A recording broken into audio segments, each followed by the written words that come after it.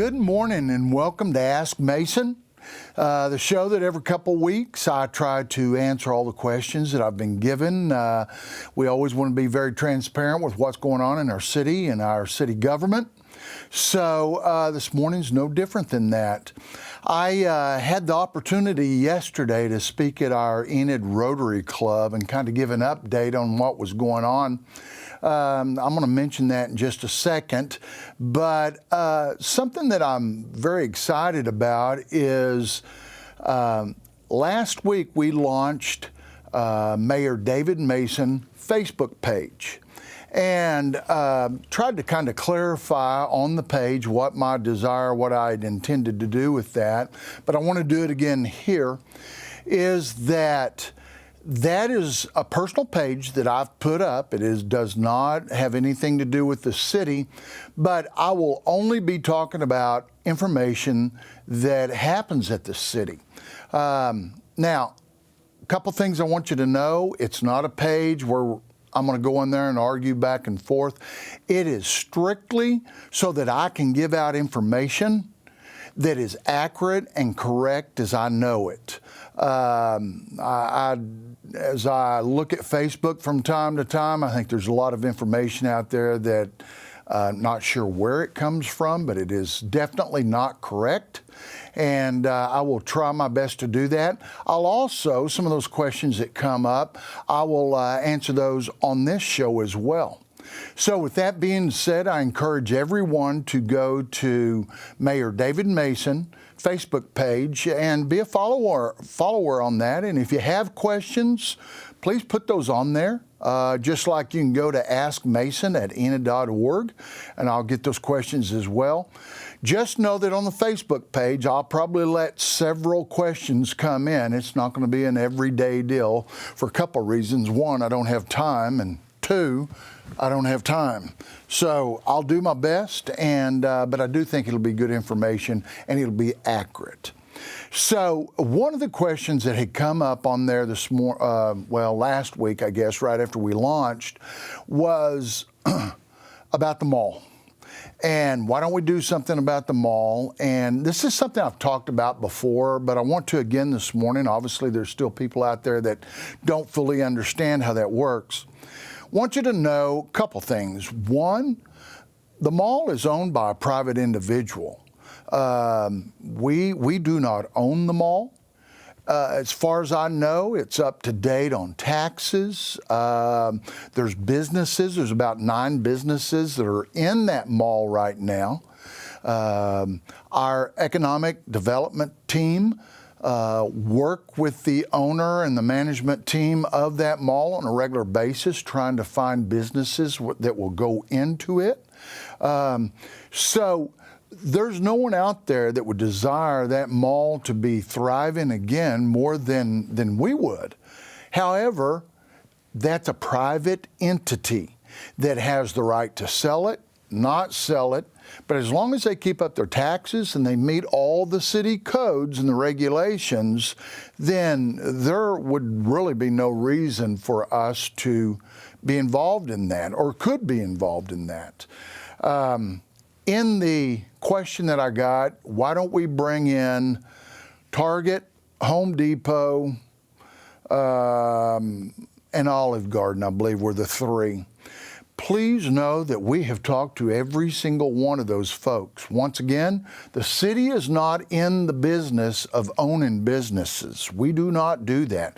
We try to facilitate, we try to recruit, we try to help with that, but that is not our job to actually put in businesses. So we have talked to Target, we have talked to Kohl's, we have talked to Home Depot. We would love all of those to come to Enid, but that is a business decision on their part, not ours to do. So just know that we want those things also, but private industry and private entities has to want to come to Enid. I think the way that we can make that happen and make it more enticing for them to come is to continue to create jobs. The more people we have in Enid, the more population grows in Enid, which we're at about 53,000 now. those businesses will want to come to our community. We are already getting a lot of phone calls from different companies asking about Enid, because Enid is a hub in northwest Oklahoma that not only has 53,000 people, but we have about 147,000 population trade area.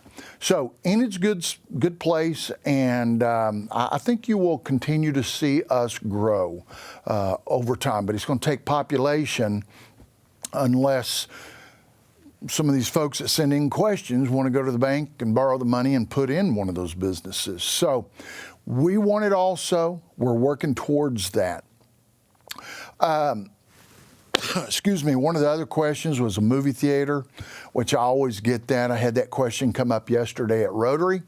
We are actively working on that, have never stopped working on it. We'll see how that goes. That's just a tough industry right now. There's very few people that are in that business. However, Enid is a very good market for that. And we are perfectly aware that both Kingfisher has a 2-screen theater as well as Fairview does. We know that. We fully understand it. Please understand both of those are subsidized by their city government. So we want a business to come in, a chain, someone that has a lot of experience at this, and put in a multi-screen facility that will service all of this area, this trade area, for a long, long time. And we've never stopped working on that. The last thing I wanted to mention before I close is in the paper this morning. I'm sorry, I've been dealing with allergies for a month now, but couple of the comments that were written in the newspaper this morning, by the way, it was a very good article on what I spoke about yesterday, but a couple of the facts were incorrect, and I just wanted to correct that real quick. It talked about that we took care of 22 burned out houses. That's not correct. What we have done is we've compiled a list of it's about 21 or 22 burned out units here in town. We're putting together the dates that those happen and where we're at in the process of deciding whether or not we need to demolish those.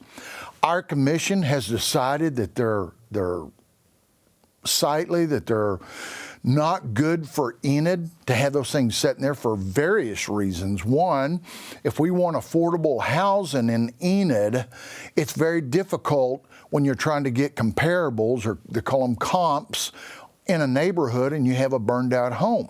Banks don't want to loan money in an area where there are burned out properties. So it's important, if we want affordable housing, that we also have to clean that stuff up. The other reason is, and I remind folks all the time, I hate that someone has a burned out home that they may not have the funds to repair. But not only do we represent them, but we represent both the people that live on the left side and the right side and across the street from these homes. You know, so not only are they unsightly, but they're a danger. If these people have kids, we have the unhoused that are trying to sleep in these and start fires to stay warm, which is not safe for the people next door. And there's no insurance on that. So there is a lot of liability exposure there for the property owner. So that being said, we, over time, will work through that process. We want you to fix up those properties and rent them or live in them. But when you choose not to, then it becomes the city's issue, and we intend to condemn those, demolish them, and have a vacant lot there. So that was one thing. The other thing that was mentioned in the paper that I felt was maybe not as correct as I wanted it to be was the irrigation system out at Meadow Lake Golf Course. We are using a reimbursement from FEMA, but what those dollars are, it's not because of damage at the golf course that we receive the FEMA funds. Probably 5 or 6 years ago, we had a large ice storm in Enid and lots of debris on the ground. We had to pay outside contractors to come in, pick all that up so that we could get through our roads and then dispose of all of that debris, all the limbs and things that were on the ground. We spent in and around $1.4 million out of our city budget or our reserve to make that happen. Then we made a claim with FEMA to get reimbursed on that, which is not supposed to take more than about 24 months to get that. Well, 4.5 years in, we realized we'd never been reimbursed. So we were able to get with Senator Lankford's office and Mark Wayne Mullen's office.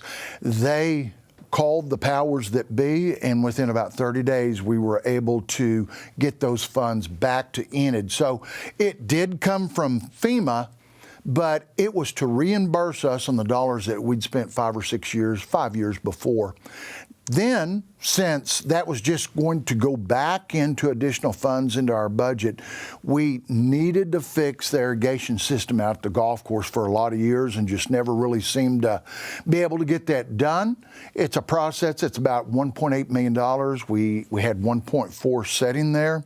So we allocated that $1.4 million to go towards the 1.8. So I just wanted you to know that we did not use FEMA dollars. It was reimbursed dollars that we got from FEMA. So anyway, just always want to clear the air and make sure the general public understands what it is that we're doing and why we're doing that. So with all that being said, I encourage you to go on Mayor David Mason Facebook page and follow that. Drop your questions in there. And number 2, don't ever hesitate to email me at askmason@enid.org. I will be more than happy to answer all of your questions. So with that being said, I'll close. I wish you a happy day and enjoy the sunshine outside. Bye.